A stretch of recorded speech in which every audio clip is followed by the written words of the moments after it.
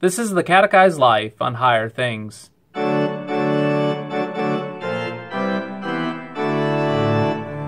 This week on the Catechized Life, we are looking at the fourth petition of the Lord's Prayer.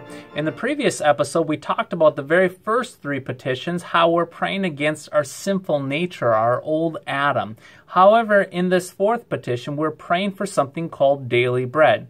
Now, what do we actually mean by daily bread? Are we praying for a loaf of bread that's cut in nice little slices, maybe with a little bit of butter and jam on it? Or are we praying for that communion wafer, that little round piece of bread that we receive during communion? Well, we're actually praying for neither of these. We're praying for daily bread. And that daily bread is all that we would need to sustain us in this life. In other words, daily bread really communicates that which we need to make it in this life as human beings. That would include things such as water, shelter, clothing, protection at night, a bed to sleep on, shoes that we wear, all of that which sustains us in living our earthly lives. Now, why do we actually pray this? Well, we pray this for a couple reasons. Number one, we pray this because the Lord automatically gives this to us. I mean, just think about this. Even the pagan who does not recognize the Lord receives these good gifts daily from Him.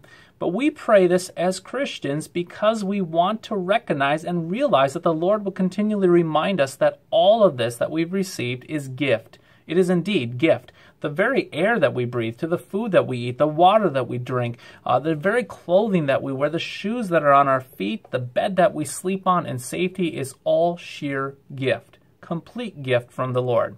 And there's another reason why we pray for daily bread, and that is this, because like the Old Testament Israelites from Exodus chapter 16, we grumble. We certainly grumble. We look at our neighbor's daily bread, and we want his daily bread, and we want our other neighbor's daily bread, and we want yesterday's daily bread and tomorrow's daily bread, and we just want to accumulate it all for ourselves. We're like a bunch of pack rats trying to take it all in. That is the way that it is with our sinful nature.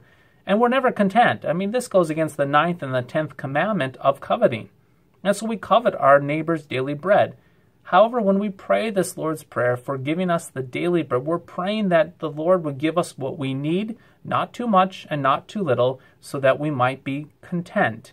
There's a real gift in contentment, being content with what the Lord has given us. And so we pray for the daily bread, what we need, just like the Old Testament Israelites receiving that manna daily, each and every day that would sustain us in this life as we walk in our vocations. So again, we come back to this fourth petition.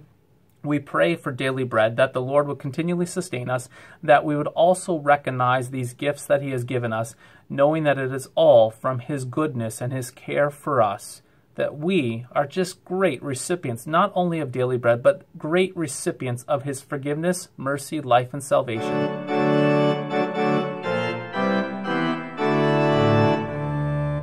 This is the Catechized Life with Higher Things.